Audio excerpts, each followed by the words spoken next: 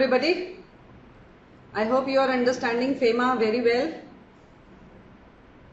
आगे बढ़ते हैं आज इस लेक्चर में। करंट अकाउंट ट्रांसैक्शंस, दो ट्रांसैक्शंस होती हैं, एक होती है करंट अकाउंट ट्रांसैक्शन, एक होती है कैपिटल अकाउंट ट्रांसैक्शन।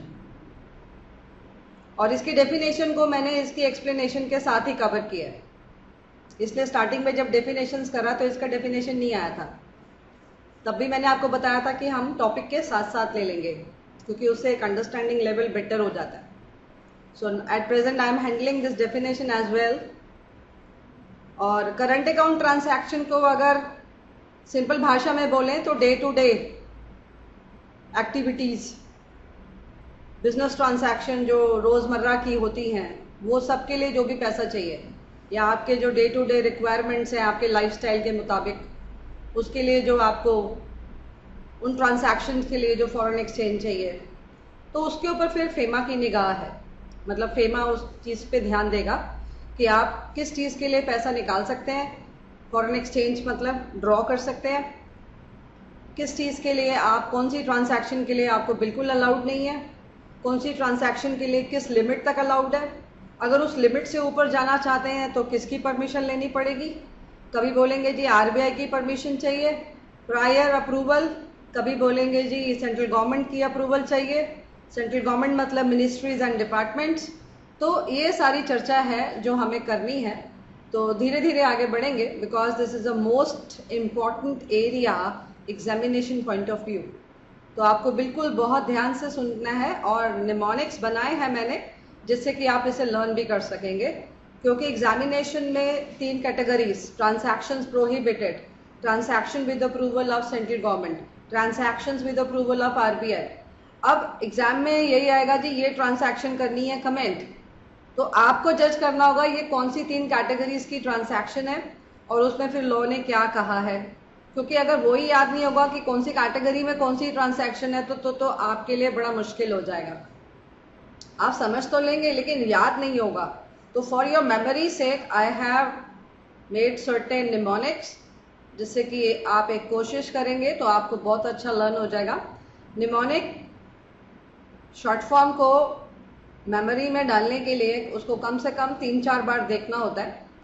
तो बड़ा ज़रूरी है कि एक रजिस्टर के कुछ पेजेस, 1 या 2 पेजेस, 3 पेजेस, वो डिपेंड्स नो, उस पर सारे निमोनिक्स इकट्ठे लिख लीजिए और उस निमोनिक की फुल फॉर्म भी लिख दीजिए। फुल फॉर्म मतलब एक वर्ड ऐसा जिससे कि आपको याद आ जाए उस लेटर से हमने क्या याद करना है।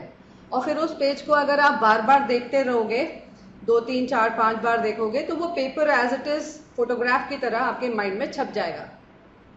फोटोग्राफ आपने अपने कैमरा से क्लिक करी तो आपको बड़े लंबे समय तक याद रहती है, क्योंकि उसको क्लिक करते वक्त सारी बातों का ध्यान दिया था आपने। तो you spend time over that. तो जिस चीज़ पे आप टाइम स्पेंड करेंगे, definitely that is going to, you are going to benefit yourself, right. तो let us start with it now. Current account transaction, ये अब टेक्निकल लैंग्वेज है, ये सिंपल लैंग्वेज में नहीं है, मतलब लीगल लैंग्वेज है जिसको हमने सीखना है।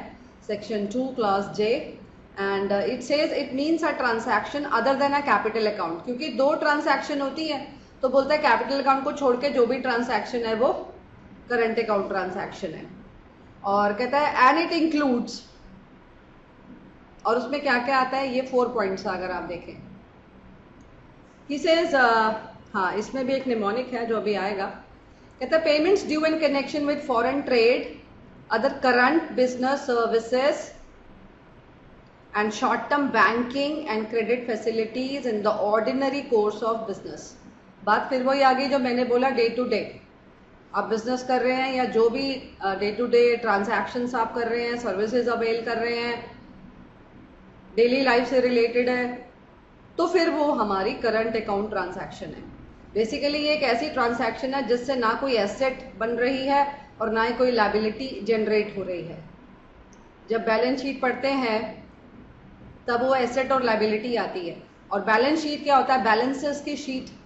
और एसेट क्या होता है, उसको मैं अगर बोलूँ तो मैं बोलती हूँ उसको कल का सुख, जो आपको भी पता है कि एसेट बोले तो कल का सुख, लैंड एंड बिल्डिंग बनाया, फर्नीचर बनाया, प्लांट एंड मशीनरी बनाया, ये सब आपको कल बेनिफिट देने वाला है।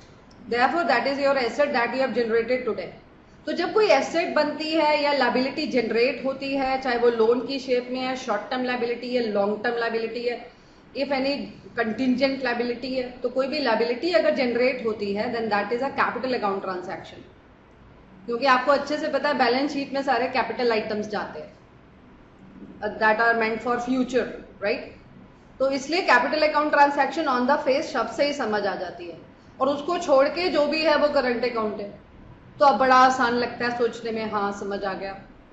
आप स्टडीज के लिए बाहर जा रहे हैं, आप अपना मेडिकल ट्रीटमेंट करा रहे हैं, तो ये क्या है, ये तो डे टू डे लाइफ है ना आपकी। इसके लिए अगर आप फॉरेन एक्सचेंज विड्रॉ कर रहे हैं तो आप समझते हैं कि ये करंट अकाउंट ट्रांसैक्शन है, राइट।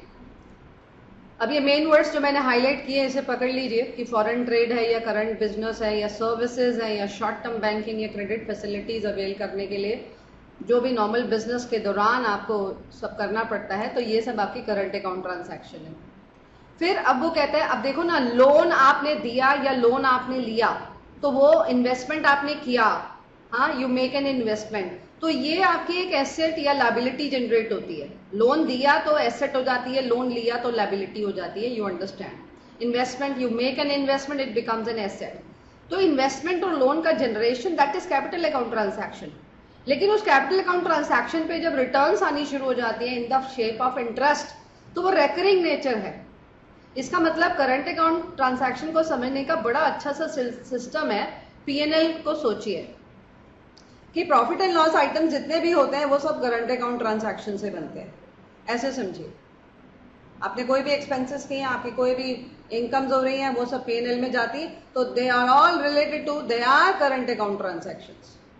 तो अगर इतना लॉजिकली आप सोच लेते हैं तो फिर ये आपको समझ आ जाता है। Payment due as interest on loans and as net income from investments, कि आपने लोन्स ले रखे हैं, उस पर इंटरेस्ट की पेमेंट कर रहे हैं, आपने इन्वेस्टमेंट्स कर रखी हैं, उस पर इंटरेस्ट आ रहा है, डिविडेंड आ रहा है, ये सब रेकरिंग है जो भी आ रहा है या जा रहा है, क्योंकि ट्रांसैक्शन में आना भी होता है और जाना भी होता है, you are very well aware, therefore it is again current account transaction.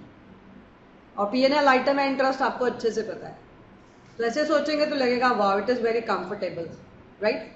अब ये जो पॉइंट नंबर 3 और 4 है, इसको हम एक निमोनिक से लर्न कर सकते हैं, जो बन जाएगा नेट लिविंग एक्सपेंसेस।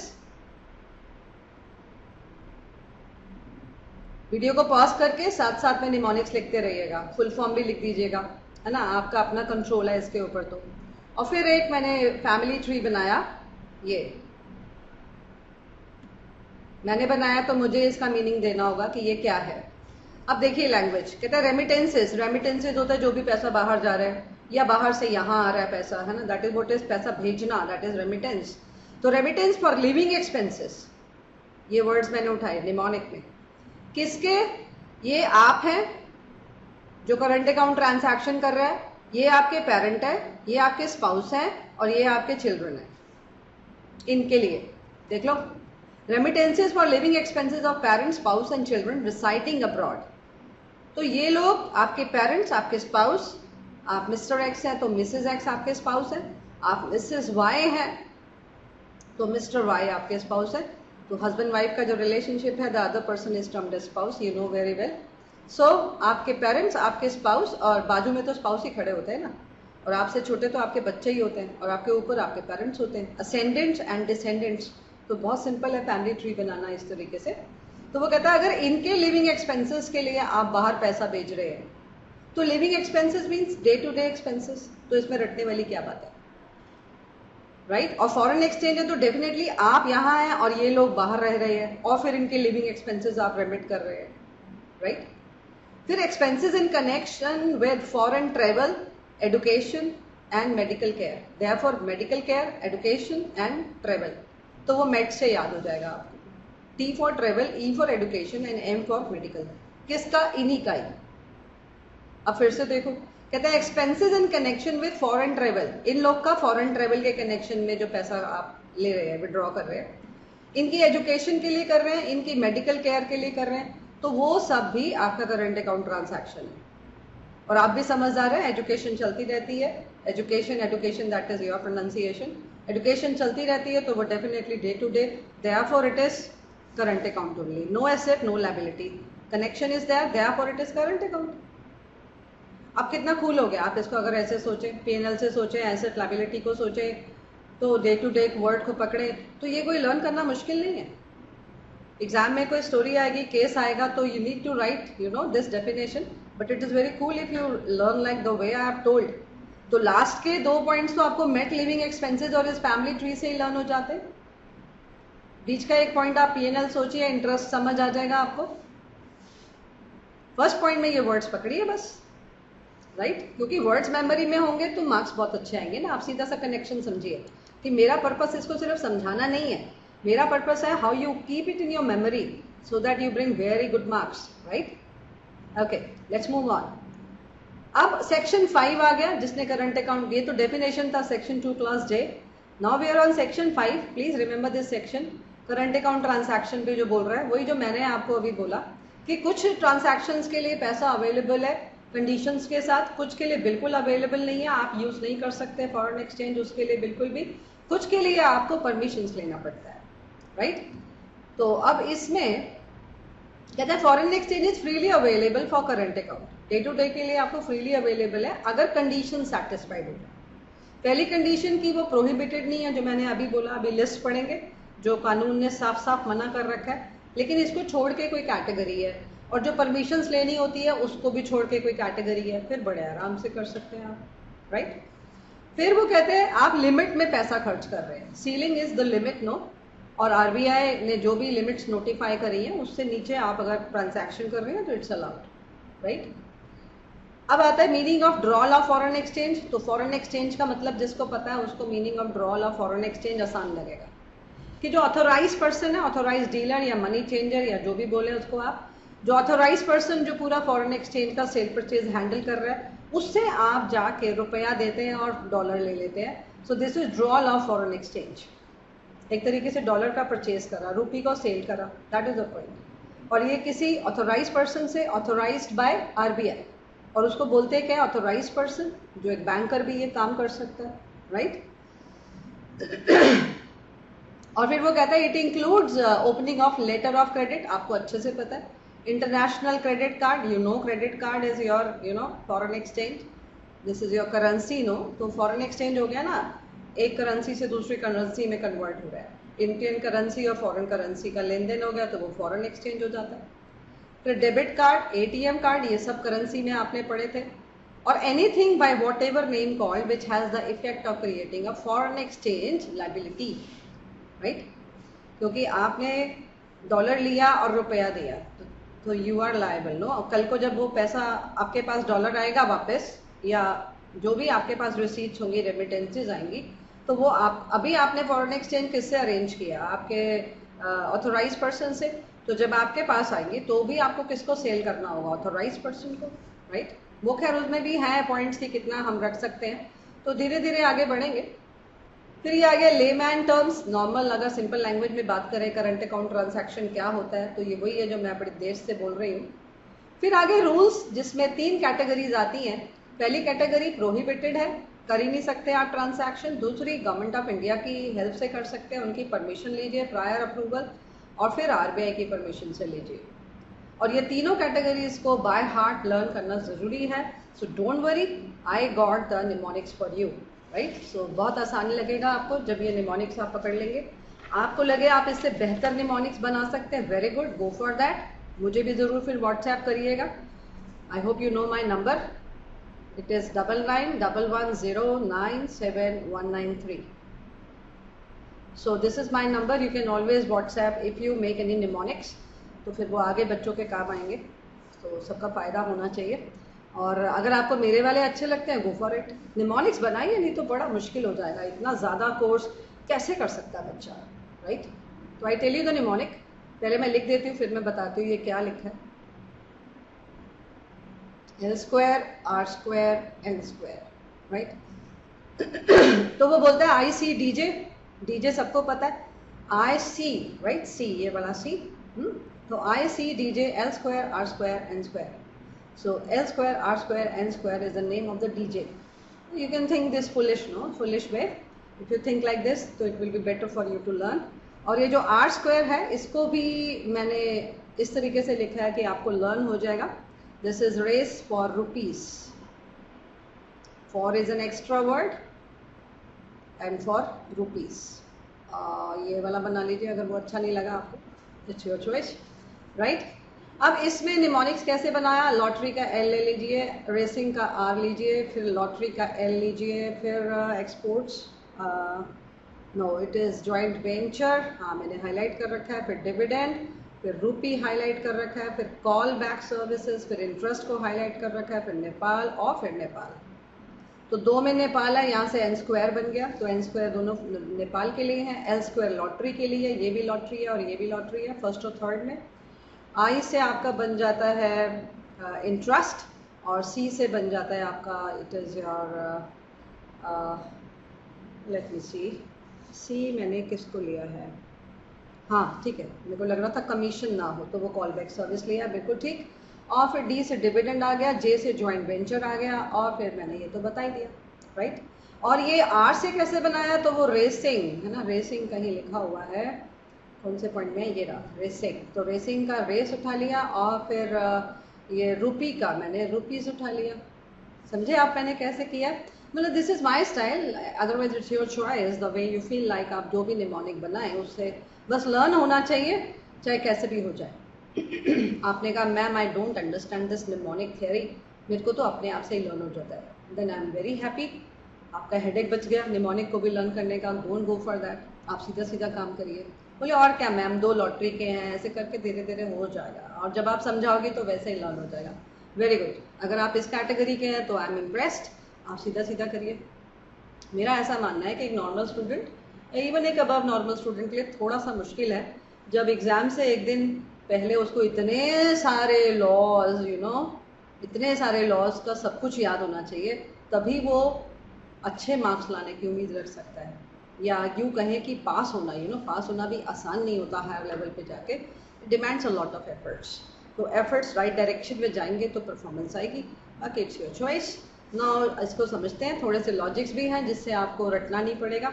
अब वो बोलते हैं ये ट्रांजैक्शन तो बिल्कुल भी अलाउड नहीं है, आप इसके लिए फॉरेन एक्सचेंज विड्रॉ नहीं कर सकते हैं, ऑथोराइज पर्सन से कोई डॉलर अरेंज नहीं कर सकते, डॉलर और what ever you feel like, जो भी करेंसी आप लेना चाहते हैं, भी रुपए ले लीजिए और मेरे को ये करेंसी फॉरेन की दे दीजिए, that is not allowed, that is totally prohibited, right. तो पहला आता है remittance out of lottery winnings. आपको अच्छे से पता है कि ये जो लॉटरी है this is your wagering agreement, और वेजरिंग एग्रीमेंट जो है वो वॉइड है ऑल ओवर इंडिया, और गुजरात और महाराष्ट्र में वो इलीगल है। तो आप ये समझते हैं कि गवर्नमेंट इस तरह की एक्टिविटीज़ को डिस्करेज करना चाहती है, तो डेफिनेटली लॉटरी विनिंग का रेमिटेंस कैसे अलाउ कर दें। आप देश के डॉलर यूं ही बाहर भेजते रहोगे लॉटरी विन विन कर करके, तो ये कोई सेंसिबल बात तो नहीं है ना। तो लॉटरी के केस में हम हर चीज़ हर तरीके से डिस्करेज करती है गवर्नमेंट, ऐसा पढ़ते आए हैं। Similarly here again we find कि इवन आप फॉरेन एक्सचेंज भी विड्रॉ नहीं कर सकते हैं, राइट। ऐसे ही लॉटरी का तीसरा पॉइंट जो है पहले देख लेते हैं, remittance for purchase of lottery tickets. फिर वही बात आ गई, लॉटरी की टिकट तक परचेज करने के लिए अगर आप बाहर करेंसी भेजना चाहते हैं, foreign currency, that is not allowed. फिर कुछ मैगजीन्स हैं, प्रेस्क्राइब्ड मैगजीन्स हैं, लॉ ने बता रखी हैं, उनको बैन कर रखा है किसी वजह से कि हम ये नहीं चाहते कि लोग इस तरह की मैगजीन्स को पढ़ें, और उसके लिए भी फिर आप रेमिट नहीं कर सकते हैं बाहर पैसा, राइट। फिर फुटबॉल पूल्स, ये हो गया, मैंने लिख दिया इसका मीनिंग कि फुटबॉल की जो मैचेस होते हैं उसमें आप जुआ खेल रहे हैं, एक तरीके से गैम्बलिंग कर रहे हैं, जैसे क्रिकेट में करते हैं, ऐसे ही फुटबॉल पूल्स हैं। ऐसे ही स्वीप स्टेक्स भी गैम्बलिंग का ही लिए ही वर्ड यूज़ हुआ है, तो एक तरीके से gambling again it is all you know wagering and it is again not allowed, it is all wide. तो ये फिर से वही पॉइंट आ गया। और जो बैंड मैगजीन्स है, तो बैन किया तो कुछ सोच के ही बैन किया होगा ना, कि बच्चा लोग का दिमाग नहीं खराब करना है, हमें बड़े हो रहे हैं तो अच्छी अच्छी चीज़ें देखेंगे तो अच्छे अच्छे बनेंगे। Therefore certain magazines are they are totally banned. तो ऐसे सोचेंगे तो आपको भी लगेगा हाँ समझ आ गया मुझे कि इसमें लॉटरी है, और फिर अभी मैंने निमोनिक में लॉटरी लिया है, but you have to remember all the words please, क्योंकि आपके एग्जाम में 4 मार्क का कौन सा स्टोरी आएगा I never know. Maybe they give talk you about banned magazines or football pools or sweepstakes. How come I be knowing, right? तो football pools और sweepstakes एक जैसा word हो गया, और ध्यान से देखा जाए लॉटरी टिकट वेजरिंग है तो फुटबॉल पूल्स और स्वीपस्टेक्स भी वेजरिंग ही है। Gambling every type it is wagering. और बैंड मैगजीन्स थोड़ा सा दिमाग में रखिए, और वैसे भी आ गया तो आप समझ ही जाएंगे बैंड है तो बात खत्म। अब कौन सी बैंड है ऐसे भी रटना है? नहीं नहीं, ऐसे नहीं करना है, वो एग्जाम आपको बता देगा कि ये बैंड है तो आपका काम बन जाएगा, राइट। फिर सेकंड रह गया हमारा बीच में, remittance of income from racing और राइडिंग और एनी अदर हॉबी। ठीक है ना, कि अगर आप रेसिंग या राइडिंग में कोई भी आप गेम खेल के या कंपटीशन में जाके विन कर रहे हैं, इनकम बन रही है आपकी, तो उससे भी आपने कोई भी रेमिटेंस नहीं करना है, राइट। बेसिकली एक छोटी सी बात है कि प्रोडक्टिव एक्टिविटी करिए जिससे प्रोडक्शन होती हो। अगर हम बेसिकली ये चाहते हैं कि फॉरेन एक्सचेंज बेबाक के देश से बाहर ना जाए। अगर आप हमारे को फॉरेन एक्सचेंज अर्न करके दे रहे हो तो आपको हक बनता है कि आप फॉरेन एक्सचेंज लो और बाहर किसी पर्पस से भेजो, लेकिन वो पर्पस भी हम देखेंगे प्रोडक्टिव है तो फिर हमें समझ आएगा तो हम अलाउ करेंगे, और ये तो हम बिल्कुल भी अलाउ नहीं कर रहे हैं, सीधी सी बात है। समझ आ गया आपको? फिर आता है payment of commission on exports made towards equity investment in joint ventures wholly owned subsidiaries abroad of Indian companies. एक एक वर्ड इंपॉर्टेंट है, लॉ मेकर ने कुछ सोच के लिखा होगा ना। तो पहली बात, आपकी एक इंडियन कंपनी है और आपकी एक होली ओन्ड सब्सिडियरी बाहर है, या फिर आप बाहर किसी ज्वाइंट वेंचर में पैसा लगा रहे हो, इक्विटी इन्वेस्टमेंट कर रहे हो। आई रिपीट कि आप इंडियन कंपनी हो, आपकी होली ओन्ड सब्सिडियरी है बाहर, या तो उसमें पैसा भेज रहे हो, या फिर आप किसी बाहर कोई ज्वाइंट वेंचर में इक्विटी इन्वेस्टमेंट कर रहे हो। ठीक है, और आप उसके लिए पैसा नहीं भेज रहे हो, आप उसके लिए एक्सपोर्ट कर रहे हो। जैसे सपोज आपकी तरफ से कैपिटल की शेप में आपने प्लांट एंड मशीनरी लगाया, तो आप मशीन्स का एक्सपोर्ट कर रहे हो जो उस वेंचर में काम आ जाएंगी, या होली ओन्ड सब्सिडियरी के काम की चीज भेज रहे हो। तो ये जो एक्सपोर्ट आपने इन्वेस्टमेंट पॉइंट ऑफ व्यू से किया है, इस एक्सपोर्ट पे अगर कोई कमीशन किसी को देनी बनती है तो आप नहीं दे सकते हो। बड़ा सिंपल लॉजिक है कि आपने कोई फॉरेन एक्सचेंज अर्निंग थोड़ी ना करी है इस ट्रांसैक्शन से। आप एक्सपोर्ट कर रहे हो तो कोई आपके पास डॉलर थोड़ी ना आएगा, तो फिर आप डॉलर दे कैसे दोगे बाहर? व्हाट द लॉजिक कि आप इन्वेस्टमेंट पॉइंट ऑफ व्यू से मशीनें भेज रहे हो, ये दूसरे तरीके का एक्सपोर्ट है, ये कोई अर्निंग नहीं हो रही है इस एक्सपोर्ट से अभी। देयरफॉर इस पॉइंट को सोच के लॉ मेकर्स ने कहा कि हम कमीशन अलाउ इसके ऊपर अगर कोई देनी पड़ रही है तो हम उस पर कमीशन अलाउ नहीं करेंगे, राइट। फिर आता है डिविडेंड। ये भी बड़ा लॉजिकल है कि भैया आप एक ऐसी कंपनी हो जो इंडिया में कमाई कर रहे हो और फिर आपके जो शेयर होल्डर्स हैं, मेंबर्स हैं, उनको डिविडेंड आप बाहर भेज रहे हो, राइट। तो आप जितना डिविडेंड भेजने में जितना फॉरेन करेंसी या डॉलर एनी करेंसी वो आप खर्च कर रहे हो, तो क्या उतना हमारे को इंडिया में ला के दिया था? इंडिया में उतने का इनफ्लो हुआ था, इनवर्ड रेमिटेंसेज हुई है इतने की जितना आप भेज रहे हो बाहर। So he says remittance of dividend by any company to which the requirement of dividend balancing is applicable। और डिविडेंड बैलेंसिंग वही है जो मैंने बोला कि आपने जितना फॉरेन एक्सचेंज अर्निंग करी उतने के बराबर तो आप डिविडेंड की शेप में फॉरेन एक्सचेंज बाहर भेज सकते हो, लेकिन उससे ज्यादा नहीं भेज सकते हो आप, right. So this is again logical, रटने वाली बात नहीं है। और डिविडेंड वर्ड निमोनिक से लर्न कर सकते हैं, और डिविडेंड बैलेंसिंग का कॉन्सेप्ट सीख लिया तो कंफर्टेबल हो गया। फिर नेक्स्ट आता है, ये भी सिंपल है, रुपी स्टेट क्रेडिट रूट सीखना है आपको। बेसिकली ये 90s की एंड लेटर 90s की बात है, जब रशिया के साथ, अगर मैं ऑन द फेस सीधा सीधा बताऊं कि रशिया के साथ ये रुपी स्टेट क्रेडिट रूट के कॉन्सेप्ट है, तो रशिया को जो भी हमारे एक्सपोर्टर्स एक्सपोर्ट करते हैं, जिसके पीछे एक लंबी चौड़ी हिस्ट्री है, तो ऑन द फेस अगर सीधा सीधा सीखना चाहें, एग्जाम में कुछ नहीं लिखना, बट ऐसा सुनने से आपको क्लैरिटी आ जाएगी कि जो रशिया को हमारा एक्सपोर्टर्स एक्सपोर्ट करते हैं तो उनको जो पेमेंट मिलती है वो एक तो लेटर ऑफ क्रेडिट के थ्रू मिलती है, और लेटर ऑफ क्रेडिट फिर वो जो बैंक्स हैं उससे उनको जो नेगोशिएटिंग बैंक्स होते हैं उससे पेमेंट मिल जाती है। अब जो हमारे एक्सपोर्टर्स को पेमेंट मिलती है वो रुपीज में मिलती है, और वो भी तब मिलती है जब वो आरबीआई को डिस्क्लोजर देते हैं कि हमने इतने का एक्सपोर्ट किया है। तो सीधा सीधा फिर से बोलूं कि रशिया को जो एक्सपोर्ट हो रहा है उसको एक्सपोर्टर्स को जो पैसा मिल रहा है वो कोई फॉरेन करेंसी में नहीं मिल रहा है, वो रूपी में मिल रहा है, तो फिर वो रूपी स्टेट क्रेडिट रूट है। किस स्टेट के जरिए मिलेगा? गवर्नमेंट के जरिए एक्सपोर्टर को पैसा मिलेगा, रूपी फॉर्म में मिलेगा एक्सपोर्ट करने का पैसा। इसलिए वो बोलता है अगर इस एक्सपोर्ट्स पे कोई कमीशन है तो उसके लिए आप फॉरेन एक्सचेंज विड्रॉ नहीं कर सकते, क्योंकि आपने कोई फॉरेन एक्सचेंज अर्न भी कहाँ किया है जो आप फॉरेन एक्सचेंज बाहर भेजने की सोच भी रहे हो। तो अगेन लॉजिकल नो, लेकिन समय के साथ चेंजेस आया और बोला कि जी अगर आप टी और टोबैको का एक्सपोर्ट कर रहे हैं तो उसकी जो इनवॉइस वैल्यू है उसके 10% के बराबर अगर आप कमीशन देना चाहते हैं तो उसके लिए आप फॉरेन एक्सचेंज विड्रॉ कर सकते हैं। This is really very very important according to me कि टी और टोबैको के एक्सपोर्ट की जो इनवॉइस वैल्यू है उसके 10% तक का अगर आप कमीशन का अमाउंट विड्रॉ करना चाहते हैं कमीशन पर्पज से तो वो अलाउड है, ओके, अदरवाइज नहीं है कोई और अगर एक्सपोर्ट हो रहा है। फिर आते हैं payment related to call back services of telephone.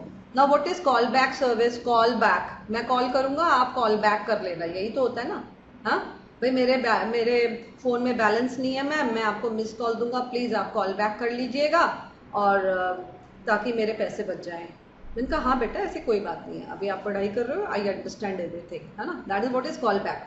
अब ये क्या है? ये है सपोज ये इंडिया है, ठीक है, एक छोटा सा एग्जाम्पल, और एक है जस्ट वेट,